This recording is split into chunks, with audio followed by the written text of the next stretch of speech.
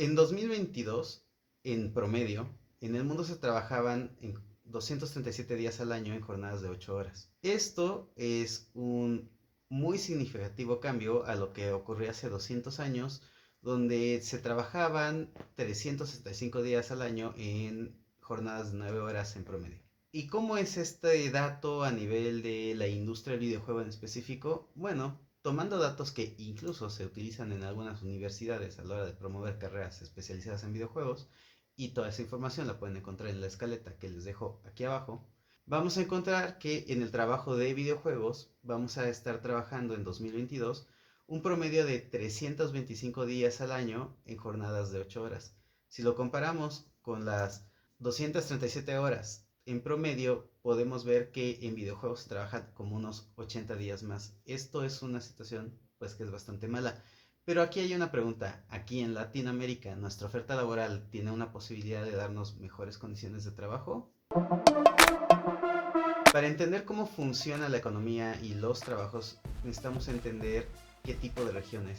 Por ejemplo, si pensamos en videojuegos en la región de Japón o de Estados Unidos, son regiones que si bien tienen un alto consumo, tienen una alta producción.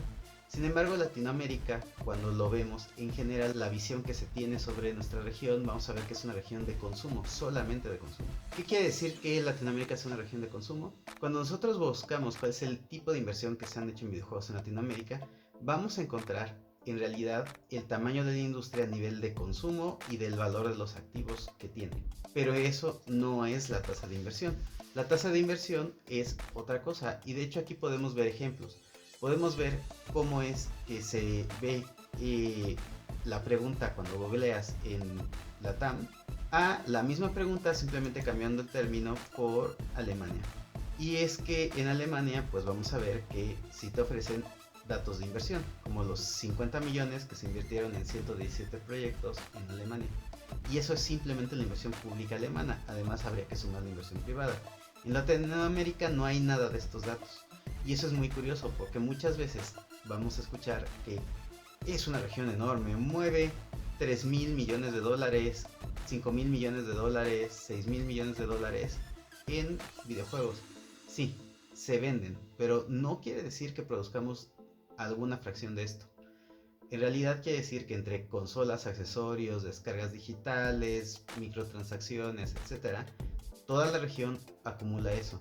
Pero tampoco es un dato que sea demasiado esperanzador, porque si bien es un crecimiento significativo a los 800 millones de dólares de hace unos 5 años o más, en realidad estamos viendo que la región de Latinoamérica es muy pequeña si la comparamos con China, con Corea, con Japón, con Canadá, con Estados Unidos, Reino Unido y muchos países de la zona europea. Esto es para poner en contexto sobre qué estamos trabajando. Porque si es una región que no produce, ¿qué es el tipo de laboral que vamos a encontrar? Bueno, no significa que no se produzca absolutamente nada. Hay algunos grandes juegos indies como Storyteller y hay pequeños estudios que lo intentan y que tienen un pequeño nicho y de eso se sostienen como Maniter Games, y hay grandes empresas de servicios digitales. Estas empresas de servicios digitales serían el equivalente a una maquiladora.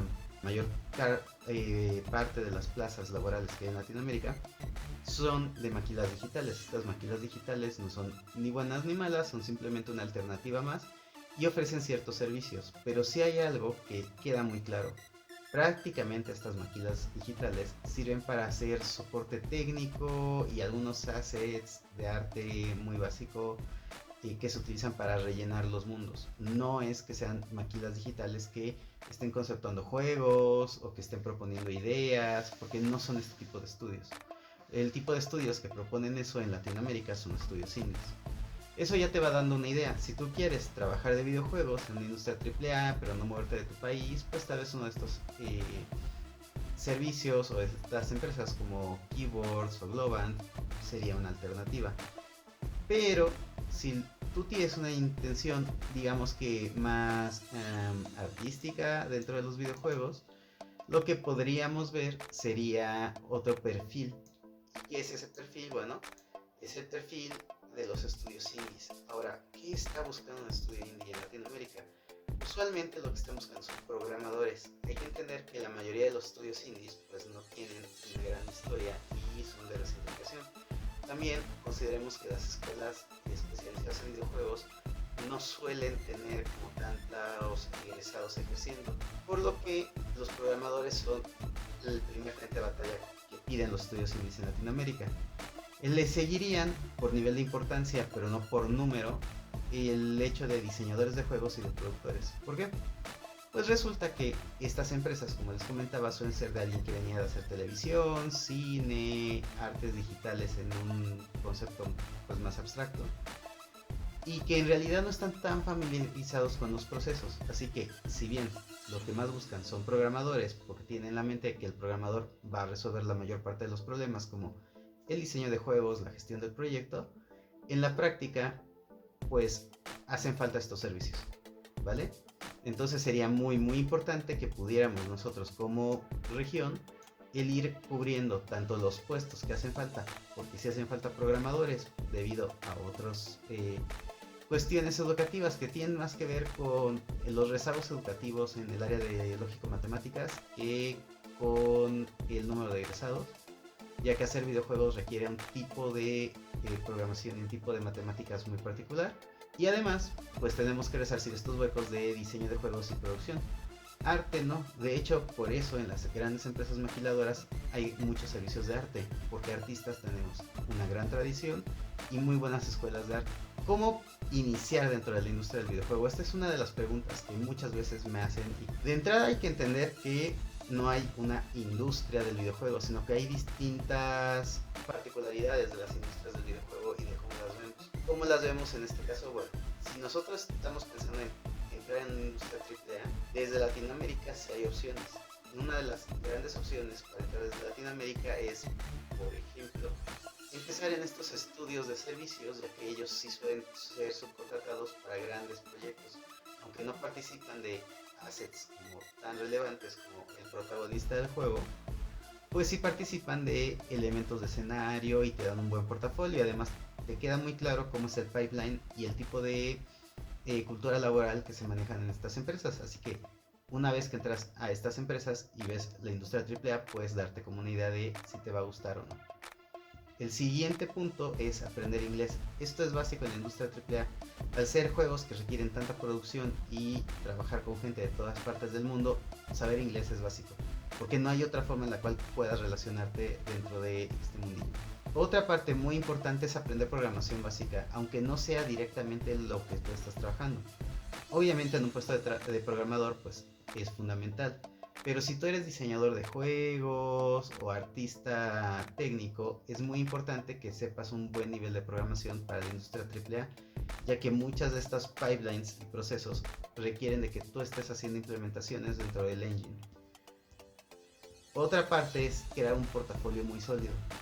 Para eso es necesario, o yo lo que les recomendaría es que, bueno, vayan visitando a artistas que hayan trabajado en la industria del videojuego, diseñadores de juegos, etcétera, para ir viendo cómo tienen sus páginas y sus portafolios y darse una idea. Básicamente lo que buscamos en videojuegos son portafolios que estén centrados en cómo resolviste un problema. ¿Por qué? Porque cómo se hace un modelo 3D, o cómo se riega, o cómo se anima, cómo se hace un nivel, pues es algo que es, digamos, un estándar dentro de la industria, y en ese sentido las escuelas mexicanas y latinoamericanas están bien. Aquí la cuestión es que en producción sueles tener problemas por el tipo de implementación y por todas las cuestiones técnicas que ocurren alrededor del videojuego. Entonces, tener un portafolio implica no solamente tener algo que se vea vistoso y bien hecho, sino que también tú vayas contando cuál fue tu proceso, cuáles fueron las dificultades y cómo las enfrentaste. Porque no nada más necesitamos a alguien que sepa hacer las cosas, sino que tenga agencia, es decir, una autodeterminación, para que al enfrentar un problema busque una solución y los problemas sean solucionados lo más bajo posible dentro de los escalafones de administración de un proyecto. La otra parte que yo les recomiendo es que, bueno, apliquen a proyectos y apliquen a ofertas laborales que incluso no pidan gente de su región o que pidan gente de mayor experiencia. Háganlo porque yo sé que los van a batear, y además yo sé que me van a odiar los de recursos humanos y contratación, porque les va a llegar montones de portafolios que no van a revisar, pero háganlo para que vean un poco cómo es el proceso y qué tan bien o qué tan mal. Tal vez de casualidad cuelan y los llaman para algo y entonces ya puedes pasar algunas partes del proceso de selección o incluso ser contratado, pero si no, por lo menos vas a entender cómo fue el proceso de selección, lo cual es muy importante. Ahora, esa es una alternativa, pero ¿qué pasa si lo que yo quiero es estudiar o más bien trabajar con estudios de la región? Bueno, sí existen, pero hay que entender que son estudios que suelen ser muy pequeños y por lo tanto medio precarizados laboralmente, con mucho espíritu, eso sí, pero si no tienen salarios, pues suelen ser proyectos que por un lado se sufre mucho en hacer y por otro la poca experiencia y la curva de aprendizaje no de hacer juegos a nivel técnico, sino a nivel artístico, a nivel de valor de mercado, suele ser muy complicada para que puedan los proyectos sobrevivir. Así que vas a toparte una industria que está precarizada laboralmente por la falta de inversión, que además tiene un alto riesgo porque es muy probable que los juegos no puedan cumplir las expectativas económicas para que puedan ser una opción interesante para inversores. También para un estudio indie la programación es fundamental. La otra parte es investigar cómo es el entorno laboral de estos estudios. Muchos de estos estudios, ya sea por inexperiencia o por mala fe de las personas que los dirigen, suelen tener algunas notas ahí oscuras y sospechosas. Por ejemplo, si tú no estás dispuesto a que te busquen los fines de semana, investiga que eso no sea algo ocurrente dentro de tu estudio, porque igual en un proyecto personal tú te sacrificas y trabajas hasta fines de semana, pero para un proyecto profesional donde te van a pagar, pues igual y no te late tanto esa idea, o igual y estás considerando que no te afecta tanto. Y está bien, ahí ya son decisiones, pero lo importante de esto es que tú entres con conciencia de qué es lo que esperar, qué es lo que estás dispuesto a ceder y en dónde no. Otra parte es que como suelen ser estudios muy pequeños y no tan profesionalizados, pues ellos no tienen como áreas que puedan analizar mucho si es el perfil adecuado. Sobre todo en la contratación de estudios indies, pues se van a centrar en si tienes algo publicado y cómo ha estado publicado y en dónde está publicado. Así que si, vamos, te interesa esto, te lo quieres llevar con calmita y así, pues puedes subir juegos en Itch.io y en Steam para que vean un poco de tu trabajo ya hecho. Y eso ayuda mucho más en los procesos de contratación en Latinoamérica. Otra cosa que puedes hacer es justamente empezar en un estudio de servicios para ir fogueándote y empezar a tener contacto con la industria indie. Muchas veces estos estudios de servicio están integrados por gente que tiene un estudio indie, pero que pues, lo intenta, ¿no? Paralelo al trabajo formal. Y la otra forma, o el último consejo mejor dicho, sería asiste a eventos locales para conocer el panorama. Porque si tú no asistes a eventos locales, pues es complicado que puedas conocer a las personas que están ahí dentro de la industria. Y en el caso de los estudios indies, pues no tienen muchos escaparates, así que si quieres conocerlos tendrás que ir a eventos de industria. Pero ¿qué pasa si yo quiero emprender mi propio estudio? Lo cual es una posibilidad laboral que es muy viable en Latinoamérica presente porque estamos en una industria que está en plena construcción y lo que requiere más que empleados es gente que quiera hacer sus propios proyectos para ir consolidando esta industria. Aquí lo primero es asegúrate de tener un confort económico porque el riesgo es alto y es muy caro hacer videojuegos. Y esto lo voy a recalcar siempre porque si tú intentas salir a hacer videojuegos por la buena ondita y sin dinero y empiezas a involucrar a más personas, pues muy seguramente te van a funar porque obviamente la gente está buscando trabajo porque necesita hacerse de una vida. Y cuando tú les prometes que les vas a pagar con un porcentaje o ya después o te pago con bella experiencia para una cuestión que es plenamente de hacer un videojuego comercial, pues la cosa se siente medio mal. Por otro lado, otra parte importante si quieres emprender en esto es que te capacites en administración de empresas y en la gestión de proyectos de videojuegos.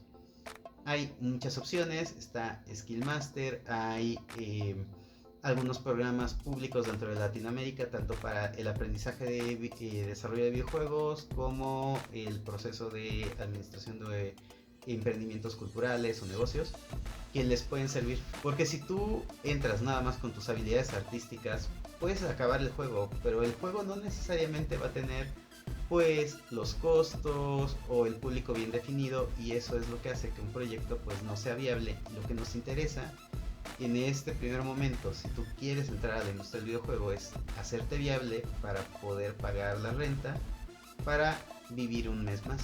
En ese sentido, pues es muy importante que aprendas estos conocimientos para el manejo. Y lo que pasa es que uno de los grandes errores que ocurre en Latinoamérica es el que los proyectos se planean más allá de las posibilidades que tienen de producción los estudios. Es decir, se planean proyectos que requieren a 50, 100 personas para estudios que tienen 8 empleados. Se planean proyectos que requieren 2 o 3 años de producción, cuando en realidad lo que necesita un estudio indie pues es la capitalización más rápida posible. Así que necesitan tener una buena idea tanto del tamaño del juego, el scope del juego, como de las posibilidades que puedan tener a nivel desarrollo económico. Con eso sería, pues a grandes rasgos, el panorama de la oferta laboral en Latinoamérica. Creo que tomé los puntos más importantes. Por ejemplo, les hablé sobre cómo es el panorama de la industria en general, les hablé sobre distintas opciones de trabajo, el emprendimiento, el trabajo en una gran empresa, en un estudio indie, y les expliqué cómo entrar. Pero si tienen más dudas, me pueden contactar a mi correo electrónico o a través de mis redes sociales. Pues con esto me despido, les agradezco su atención y les recuerdo que la escaleta con más información se encuentra abajo en la descripción de este video.